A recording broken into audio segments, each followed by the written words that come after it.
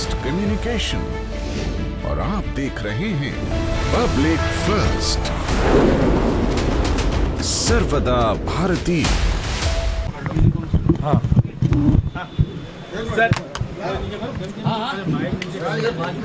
Sir, uniform civil code को लेकर एक बार फिर चर्चा की जा रही है पूरे देश। देखिए, हम तो पहले से इस बात को कहते आए हैं कि इस देश में एक संविधान,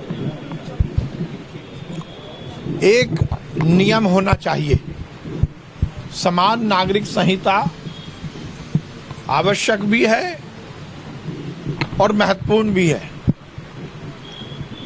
आजादी के बाद कांग्रेस की सरकारों ने लगातार इस देश में इस तरह से अलग अलग वर्गों के लिए अलग अलग नियम बनाकर एकात्मता का जो सूत्र है उसके खिलाफ काम किया था। मेरा मानना है कि कॉमन सिविल कोड, समान नागरिक संहिता इस देश के लिए जरूरी और महत्वपूर्ण दोनों है। इससे निश्चित रूप से हर वर्ग को देश की मुख्य धारा से जुड़ने का मौका मिलेगा। मध्य प्रदेश में तैयारी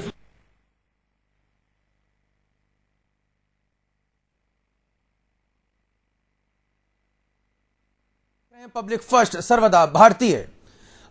यूनिफॉर्म सिविल कोड को लेकर अब मध्य प्रदेश सहित तमाम जो राज्यों में चर्चा शुरू हो चुकी है। खासतौर पर बीजेपी शासित राज्यों में उत्तराखंड के बाद मध्य प्रदेश का एक नंबर आ चुका है, जहां पर अब इस मसौदे को लेकर तैयारी शुरू हो चुकी है। आपने देखा कि मध्य प्रदेश के चिकित्सा शिक्षा मंत्री विश्वास कैलाश सारंग ने क्या कुछ बयान दिया है, और साफ तौर पर उन्होंने कांग्रेस पार्टी और बीजेपी से गैर बीजेपी जो पार्टी उनके ऊपर निशाना साधा है कि वो ये नहीं चाहते हैं कि देश में एक समान कानून लागू हो। लेकिन इस विषय पर चर्चा शुरू करें और हमारे जो विशेष जो मेहमान है उनसे आपको परिचय करें, उससे पहले आपको बता दें कि यूनिफॉर्म सिविल कोड से किस मामलों पे असर पड़ सकेगा, ये हम अपनी स्टडी के अनुसार आपको बता रहे हैं। यूनिफॉर्म सिविल कोड का अगर लागू होता है तो करीब 13 मामलों पे असर होगा, जिसमें शादी की उम्र, जी हां, शादी की उम्र जो है वो डिसाइड हो जाएगी कि आखिर कई जो मजहब हैं उसमें शादी की उम्र जो है वो तय नहीं होती है, लेकिन अब इसमें पूरी तरह से सबके लिए, महिलाओं के लिए और पुरुषों के लिए जो है शादी की उम्र का पैमाना तय हो जाएगा, मापदंड तय हो जाएगा। जैसे अभी 18 वर्ष की उम्र मानी जाती है, उस तरह से। उसी तरह इसके अलावा दूसरे नंबर पर जो विषय वो है विवाह रजिस्ट्रेशन अनिवार्य होगा। अक्सर हम देखने में आते हैं कि विवाह रजिस्ट्रेशन की हम तभी जो है जरूरत महसूस करते हैं जब हम दूसरे देश के वीजा के लिए अप्लाई करते हैं, तब हमें अपना जो मैरिज सर्टिफिकेट देना पड़ता है। लेकिन अब यूनिफॉर्म सिविल कोड अगर लागू होता है तो उसके बाद विवाह का जो रजिस्ट्रेशन है, मैरिज रजिस्ट्रेशन है, वो अनिवार्य कर दिया जाएगा। तीसरे नंबर पर देखते हैं तो बहुविवाह पर रोक लगेगी। ये बहुत ही महत्वपूर्ण विषय है। खासतौर पर इस्लाम में मुस्लिम जो हैं वो बहुविवाह करते हैं, यानी कि एक से अधिक विवाह करते हैं।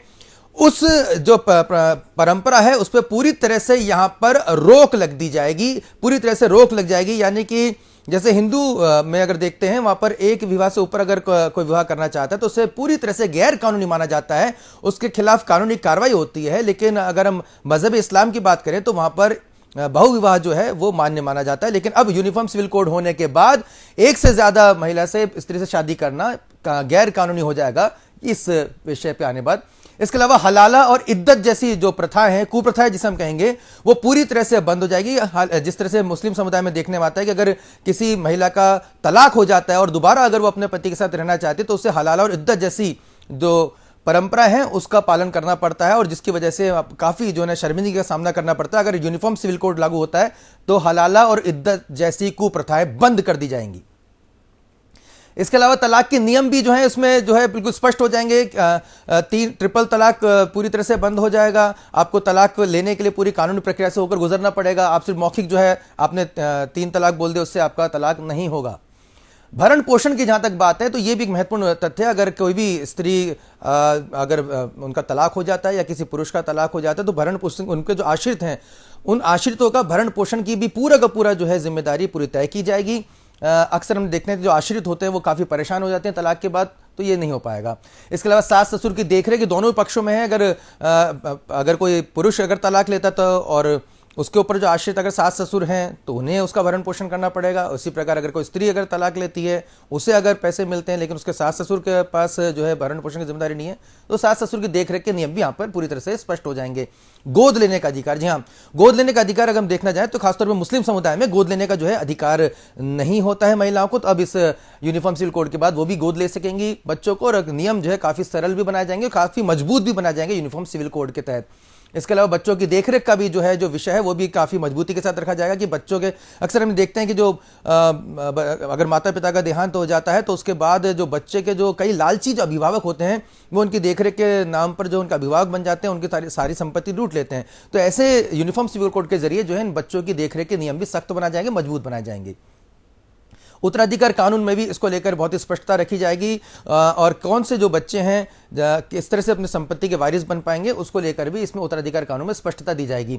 जनसंख्या नियंत्रण, जी हां, सबसे महत्वपूर्ण पहलू है जनसंख्या नियंत्रण, जिसको लेकर अक्सर चर्चा आ रही है कि भारत में जनसंख्या विस्फोट जिस तरह से हो रहा है उसे रोकने के लिए जनसंख्या नियंत्रण कानून होना बेहद जरूरी है। यूनिफॉर्म सिविल कोड यानी कि समान नागरिक संहिता के जरिए जो है उनका यूनिफॉर्म सिविल कोड के जरिए उनका जनसंख्या नियंत्रण की जा सकेगी। और कितने बच्चे होंगे, अभी इसमें मसौदा जो तैयार है उसके हिसाब से करीब 2 बच्चे ही इसमें अलाउ किए जाएंगे। 2 बच्चे से ऊपर अगर होते हैं तो ऐसी स्थिति में उसका वोट का देने का अधिकार भी छीना जा सकता है। इस तरह की चर्चा जो है इस समय हो चुकी है इस मसौदे को लेकर।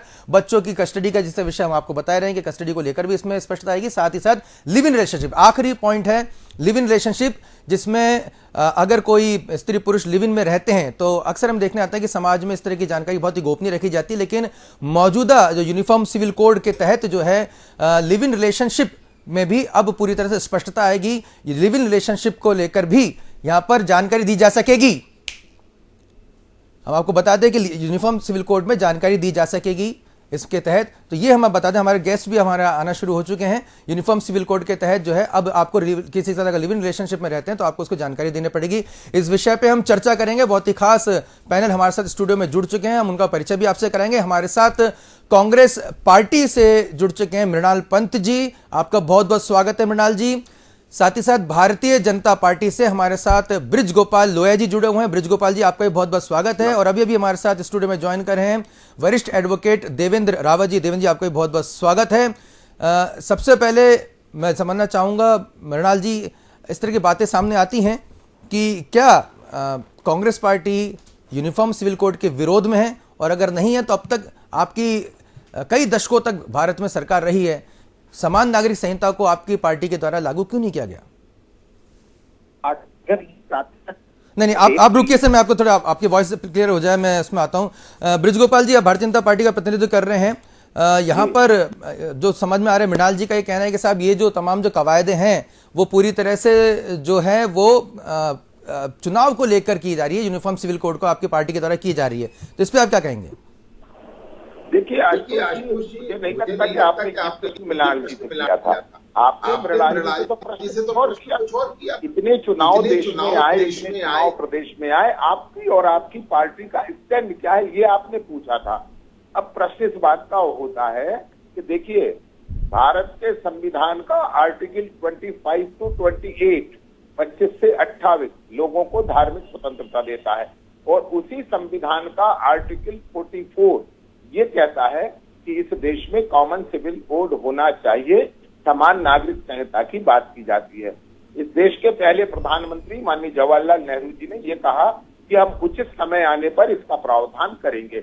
इसके बाद बड़ा जो मामला आया वो मामला आया 1985 में, जब शाहबानो प्रकरण में सुप्रीम कोर्ट ने एक डिसीजन दिया कि 200 रुपए प्रति माह गुजारा भत्ता दिया जाना चाहिए।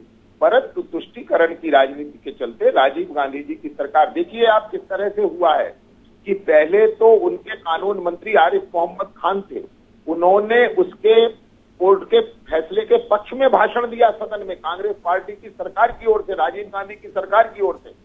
इसके बाद कुछ मौलानाओं के दबाव में कांग्रेस पार्टी और राजीव गांधी आ गए, और उस दबाव का परिणाम ये हुआ कि बाद में कानून मंत्री का इस्तीफा हुआ और नया कानून अमेंडमेंट आया, और उस अमेंडमेंट में वो 200 रुपए के कारण वो अमेंडमेंट हुआ और नया कानून आया कि ट्रिपल तलाक को संरक्षण दिया जाएगा।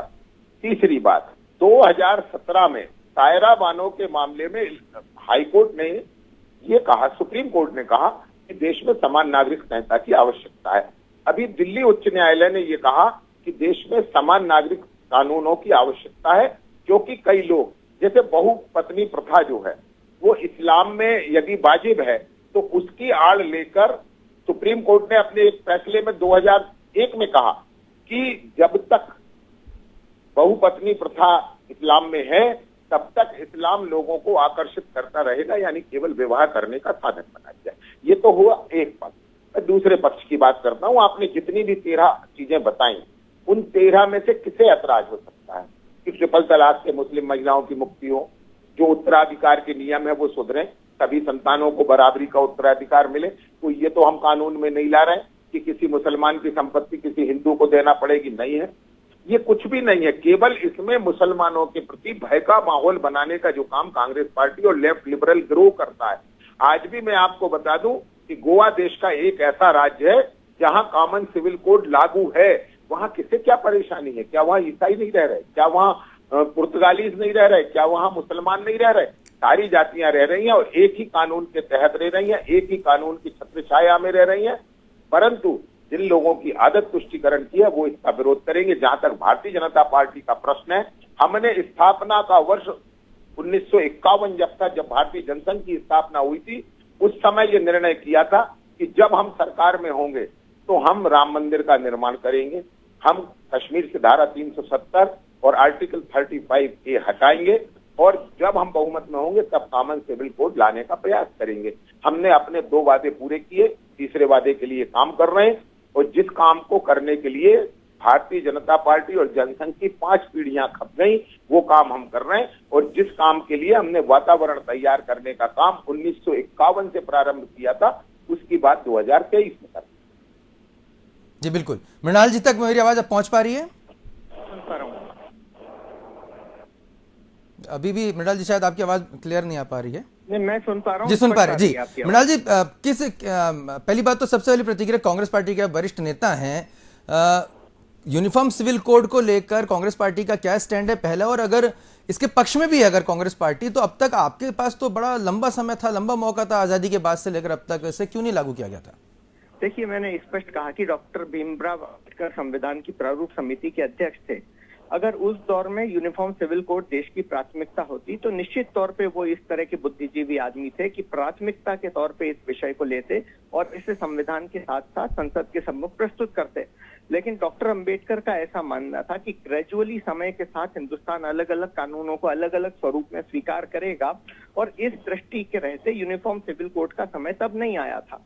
भविष्य में जब यूनिफॉर्म सिविल कोड का समय आएगा, या वर्तमान में भारतीय जनता पार्टी की सरकार है जिसे 8 साल रहते हुए हो गए और जिसने पूरे 8 साल के कार्यकाल में इस तरह का कोई ड्राफ्ट प्रस्तुत नहीं किया, अगर वो कोई ड्राफ्ट रखना चाहती है तो वो पहले अपना ड्राफ्ट देश के सामने रखे, और जब ड्राफ्ट सामने आ जाएगा तब कांग्रेस पार्टी उस पर अपनी प्रतिक्रिया देगी कि इसमें से क्या हम इसका समर्थन करते हैं। नहीं, ये जो 13 बिंदु है, बहुविवाह प्रथा है इस्लाम में, पर कोई ड्राफ्ट नहीं है ना। 13 बिंदु कैसे? ये तो कपोल कल्पना है आज की स्थिति में।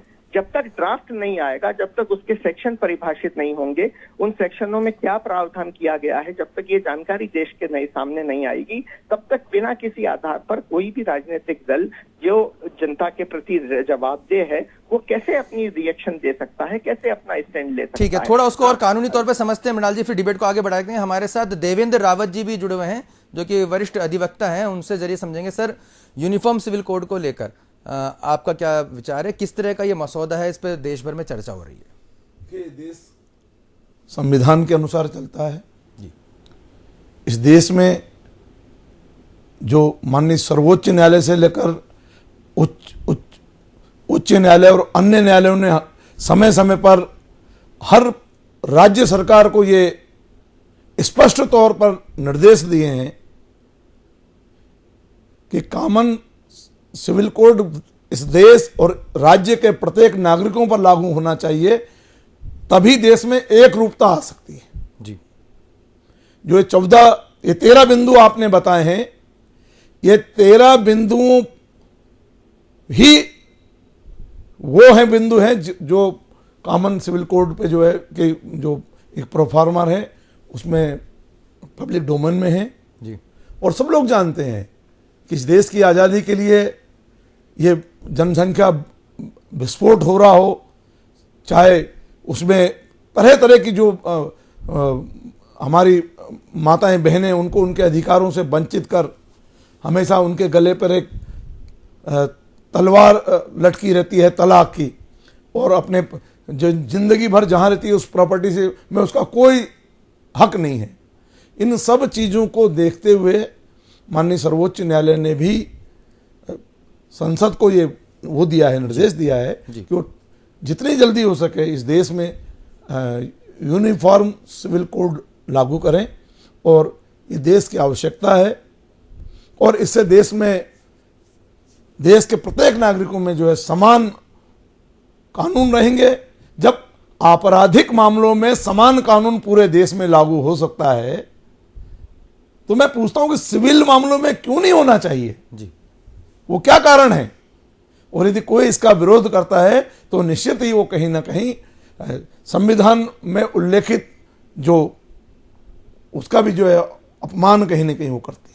देवेंद्र सिंह जी, मैं मृणाल जी के पास जाऊं, उससे पहले आपसे समझना चाहूंगा कि उनका कहना है कि सब मसौदा जो है वो पूरी तरह से क्लियर नहीं है, क्योंकि इस विषय पे काफ़ी लंबे समय से चर्चा चल रही है, सरकार उस पर कुछ अब निर्णायक स्थिति में आती नजर आ रही है, तो मसौदा क्या क्लियर नहीं है, क्या कुछ आएगा? मृणाल जी को मेरा निवेदन यह है कि यदि खुली आंखों से आप देखोगे तो पब्लिक डोमेन में सब हैं, और यदि आपको किंतु परंतु करना है किसी राजनीतिक जो भी आपके वो हों गोल हों उसके कारण, तो उसमें मैं कुछ नहीं कह सकता। ठीक है मृणाल जी, क्या ये वजह नहीं है कि अक्सर जब भी बात आती है, मतलब इसमें डिप्लोमेटिकली लाइन बोल दी जाती है और बहुत ही मतलब ऐसे गोल गोल बातें कर दी जाती है, अगर इसको समझना चाहें मृणाल जी कि मुस्लिम वोट बैंक कांग्रेस का काफ़ी पक्ष में माना जाता है, और अब चूंकि यूनिफॉर्म सिविल कोड को लेकर काफ़ी ऐसे जो हैं, हालांकि मुस्लिम महिलाओं को इसमें काफ़ी फ़ायदा पहुंचेगा, लेकिन कांग्रेस पार्टी को लगता है कि एक बड़ा जो वोट बैंक है वो उससे छिटक सकता है अगर हम उसके पक्ष में आ जाएं, तो बहुत ही सदी हुई और बहुत ही धीरे धीरे जो प्रतिक्रिया दी जा रही है। हालांकि मैं एक सवाल लगातार आपसे पूछ रहा हूं और तमाम कांग्रेस नेताओं से कि भाई ये मौका आपके पास भी था, राम मंदिर के वक्त भी हमने पूछा था कि भाई ये मौका आपके पास भी था, और अब ये भी हम पूछ रहे हैं कि यूनिफॉर्म सिविल कोड का मौका आप लोग के पास भी था, अब ये पूरी तरह से टॉस हो रहा है, तो क्या इसमें ये कांग्रेस की मजबूरी नहीं है कि यूनिफॉर्म सिविल कोड का इसलिए कहीं ना कहीं बहुत उत्साहपूर्ण तरीके से स्वीकार नहीं करना है क्योंकि एक बड़ा वोट बैंक जो मुस्लिम वोट बैंक है वो छिटक सकता है? नहीं, ऐसा नहीं है। हमें तो समाज के हर वर्ग और हर धर्म की चिंता है। हिंदुस्तान बहु संस्कृति बहु परंपराओं वाला देश है, और ऐसी परिस्थिति में आप क्या कहना चाहते हैं? अगर किसी हिंदू परिवार ने 3 बच्चे पैदा कर दिए पुत्र की आशा में, तो क्या यूनिफॉर्म सिविल कोड के तहत आप उसे जेल भेज देंगे? पर चूंकि प्रावधान स्पष्ट नहीं है, इसलिए हम अभी कैसे प्रतिक्रिया दे दें। हमें चिंता इस बात की है कि कहीं ऐसा न हो कि इस यूनिफॉर्म सिविल कोड का नाम लेके हिंदुस्तान में अलग अलग वर्गों की सालों से चली आ रही परंपराओं पर आक्षेप किया जाए और बिना जरूरी कारण के उनको जेल भेज दिया जाए। क्या नात्रा प्रथा जो आदिवासी समाजों में गांवों में महिलाओं को वापस सम्मानजनक स्थान देती है, वापस उनका पुनर्विवाह करवाती है, क्या यूनिफॉर्म सिविल कोड उसको बंद कर देगी? क्या नात्रा करने वाले पुरुष को जेल भेज दिया जाएगा? तो जब तक प्रावधान स्पष्ट नहीं है तब तक हम उस पर कैसे प्रतिक्रिया दें? एक तरफ भारतीय जनता पार्टी बोलती है कि देश में जनसंख्या विस्फोट हो रहा है इसलिए यूनिफॉर्म सिविल कोड लाना जरूरी है, दूसरी तरफ देश के प्रधानमंत्री बोलते हैं कि ये जनसंख्या ही देश की सबसे बड़ी ताकत है और हिंदुस्तान को 21वीं सदी में विश्व गुरु बनाने में जनसंख्या हिंदुस्तान के लोग। लेकिन मैं मृणाल जी आपको थोड़ा टोक रहा हूं, मैं आपको उन देशों के नाम भी बता देता हूं, उन देशों के नाम भी बता देता हूं जहां पर यूनिफॉर्म सिविल कोड लागू है और बड़े चौंकाने वाले देश हैं सर, उनका नाम आप सुनेंगे तो चौंक जाएंगे कि क्या वाकई में इतने बड़े देश हैं। अमेरिका, आयरलैंड, इसके अलावा पाकिस्तान, बांग्लादेश, इजिप्ट, ये मतलब ये हमारे ऐसे पड़ोसी मुल्क भी हैं जहां पे इस्लामिक कानून है। इंडोनेशिया, तुर्की, पाकिस्तान हमसे अलग हुआ है, वहां पे भी इससे विविधता थी। मलेशिया, सूडान, ये तमाम ऐसे देश हैं, इजिप्ट का मैंने नाम लिया जैसे, ये तमाम ऐसे देश हैं जहां पे ऑलरेडी यूनिफॉर्म सिविल कोड है। पाकिस्तान जब हमसे अलग हुआ तो वहां पे भी काफी विविधताएं थी, भारतवंशी वहीं रह रहे थे, वहां पर कन्वर्जन से पहले वहां पे बहुत ही तादाद में जो है हिंदू भी रह रहे थे, अलग अलग समुदाय भी रह रहे थे। बांग्लादेश में तो 1971 में जो है जब बांग्लादेश बना वहां पे भी यूसीसी लागू हुआ है। तो मतलब ऐसे देश हैं, अमेरिका से, अमेरिका की बात नहीं हम करें, पिछड़े अगर देश तो सूडान में भी यूसीसी है, इजिप्ट में भी है, और ये मोस्टली जो है इस्लामिक स्टेट हैं जहां पर यूनिफॉर्म सिविल कोड है। जब वहां पर जहां पर शरिया कानून को लेकर वकालत की जाती है वहां पर भी समान नागरिक संहिता को लेकर इतना ब्रॉडनेस है, तो भारत जैसा देश जहां पर सबसे बड़ी डेमोक्रेसी मानी जाती है, वहां पर सबको समान कानून में दिक्कत क्या है, जिस तरह का आप जो तर्क दे रहे हैं यहां पर मृणाल जी? मुझे नहीं पता था कि भारतीय जनता पार्टी का वर्तमान नेतृत्व और सरकार पाकिस्तान, बांग्लादेश, सीरिया, सूडान, मैंने उदाहरण दिया आपको, कहां का यूनिफॉर्म सिविल कोड लागू है। मुझे ये भी नहीं पता था कि वहां अमेरिका में भी है, आयरलैंड में भी है। मुझे ये भी नहीं पता था कि भारत की वर्तमान सरकार वहां के कानूनों को हिंदुस्तान में लागू करना चाहती है। मेरा तो छोटा सा निवेदन है कि सरकार ड्राफ्ट प्रस्तुत करे। जब तक कानून में क्या आने वाला है ये नहीं पता होगा। Sir, we are the largest democracy on earth, we are not the oldest democracy sir.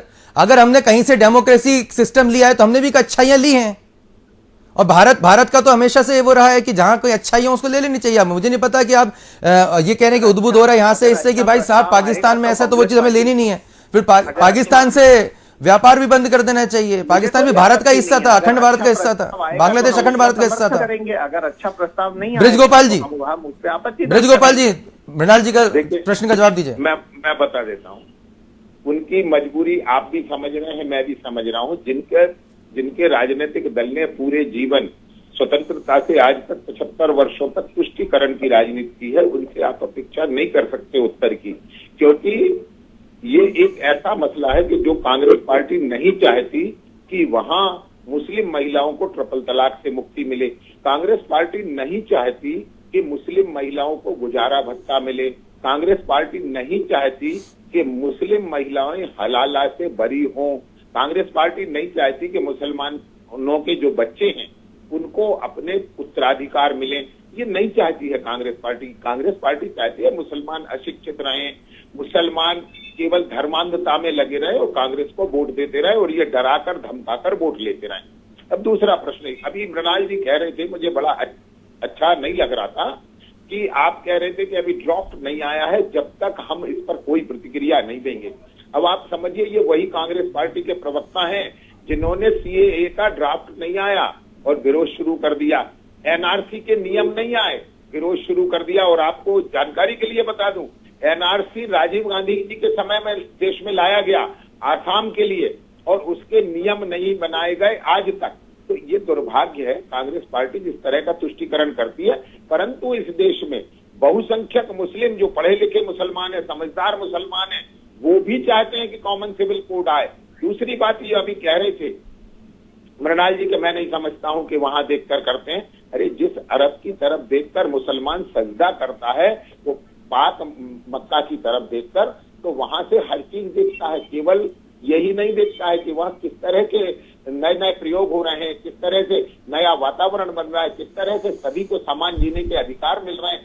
क्यों आप चाहते हैं कि उनको शिक्षा के, रोजगार के और समझदार होने के इसके अवसर ना मिले, केवल वो उसमें लगे रहें जिसमें कांग्रेस ने उन्हें डाल रखा है। ये बड़ा दुर्भाग्यपूर्ण है कि इस देश की 15-16% आबादी को आपने दुर्भाग्य के भरोसे छोड़ दिया है, परंतु भारतीय जनता पार्टी की सरकारें नहीं छोड़ेंगी। और एक बात मैं आपसे फिर कहता हूं, इसीलिए हम कहते हैं हम तुष्टीकरण किसी का नहीं करते, तुष्टीकरण किसी का नहीं और संतुष्टि सभी की। कॉमन सिविल कोड संविधान के में जो आत्मा है संविधान की, उसमें समाहित किया है डॉक्टर भीमराव अंबेडकर जी ने, जिसकी चर्चा मृणाल जी कर रहे थे कि आर्टिकल 44 में ये कहा गया है कि सरकार को समान नागरिक संहिता लाना चाहिए और उसको दिशा निर्देश देना चाहिए। आप बार बार देखते हैं समाज में कि जब भी कोई विषय आता है, कांग्रेस पार्टी सबसे ज्यादा चिल्ला चोट करती है कि संविधान की रक्षा होना चाहिए, सुप्रीम कोर्ट और हाई कोर्ट के आदेशों का पालन होना चाहिए। ये कॉमन सिविल कोड वो मामला है जो संविधान भी जिसकी आज्ञा दे रहा है, जिसकी आज्ञा सुप्रीम कोर्ट ने दी, जिसकी आज्ञा हाई कोर्ट ने दी, परंतु कांग्रेस का जो राजनीतिक गुणा गणित है उसको वो नहीं परफेक्ट बैठता हूं। मैं फिर से कह रहा हूं कि गोवा में है, आप क्यों नहीं ला रहे हैं, परंतु आपको ये पसंद नहीं है, आपको तो कुछ मौलानाओं का तुष्टीकरण करना है, मुसलमानों का नहीं। मैं फिर से कहता हूं,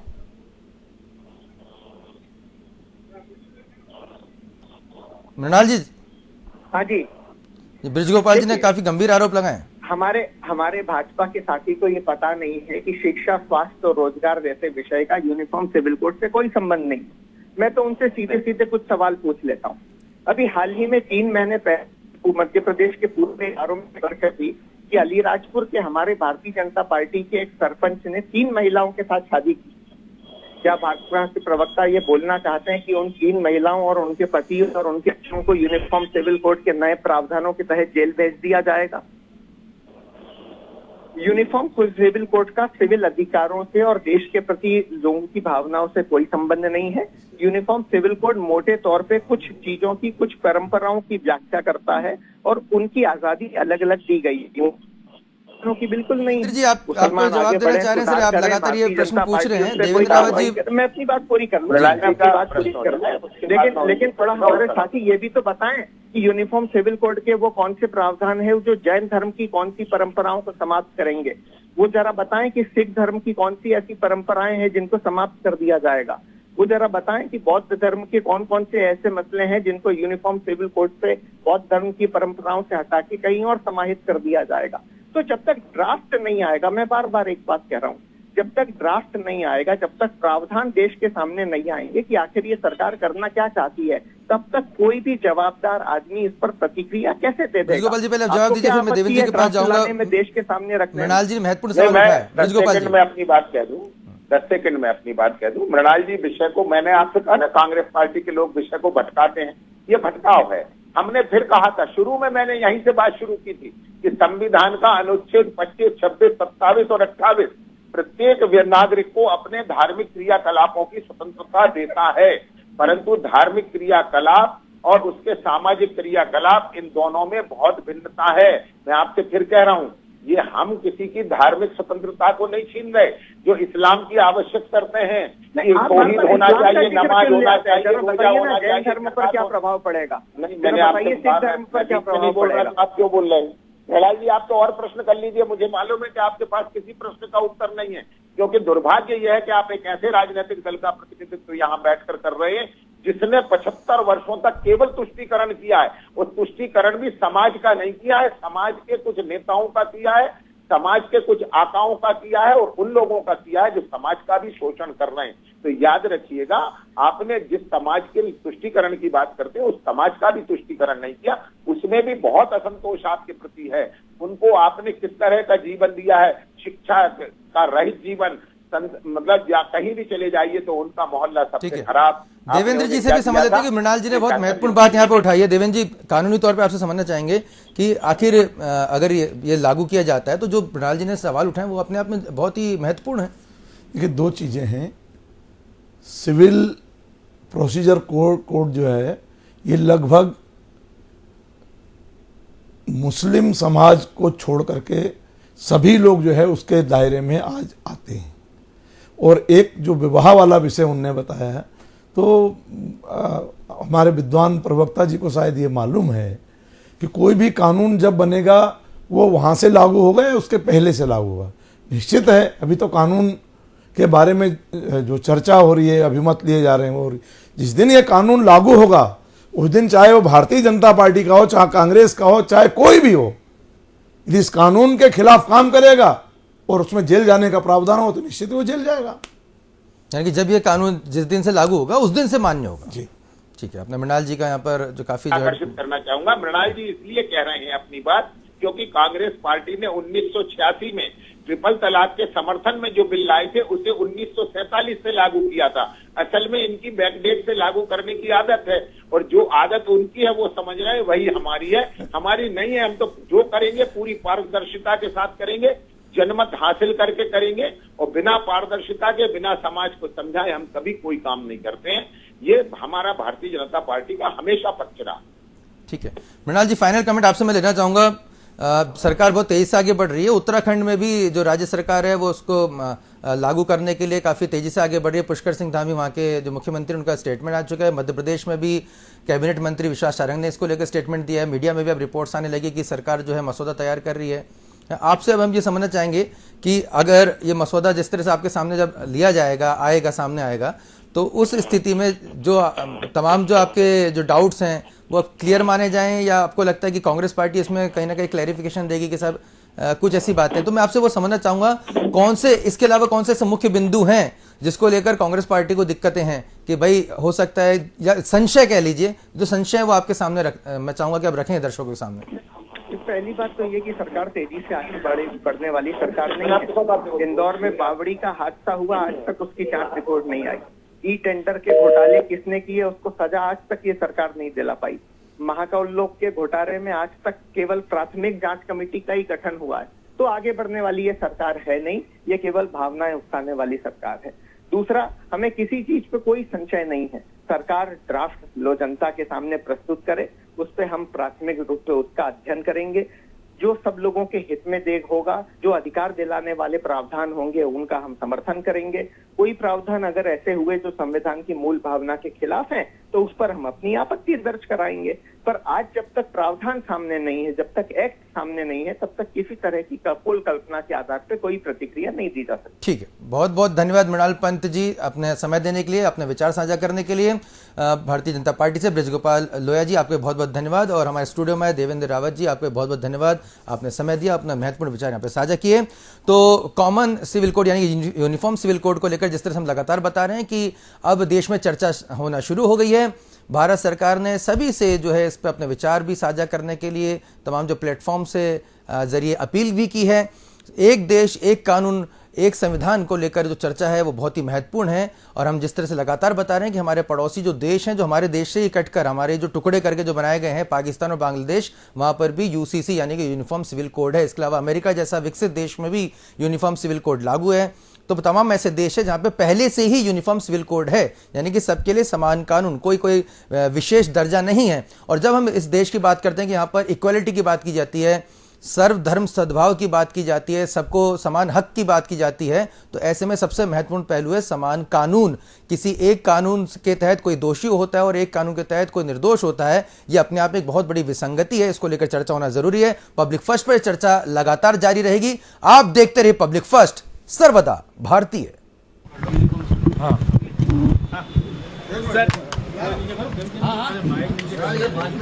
सर, यूनिफॉर्म सिविल कोड को लेकर एक बार फिर चर्चा की जा रही है पूरे देश। देखिए, हम तो पहले से इस बात को कहते आए हैं कि इस देश में एक संविधान, एक नियम होना चाहिए। समान नागरिक संहिता आवश्यक भी है और महत्वपूर्ण भी है। आजादी के बाद कांग्रेस की सरकारों ने लगातार इस देश में इस तरह से अलग अलग वर्गों के लिए अलग अलग नियम बनाकर एकात्मता का जो सूत्र है उसके खिलाफ काम किया था। मेरा मानना है कि कॉमन सिविल कोड, समान नागरिक संहिता इस देश के लिए जरूरी और महत्वपूर्ण दोनों है। इससे निश्चित रूप से हर वर्ग को देश की मुख्य धारा से जुड़ने का मौका मिलेगा। मध्य प्रदेश में तैयारी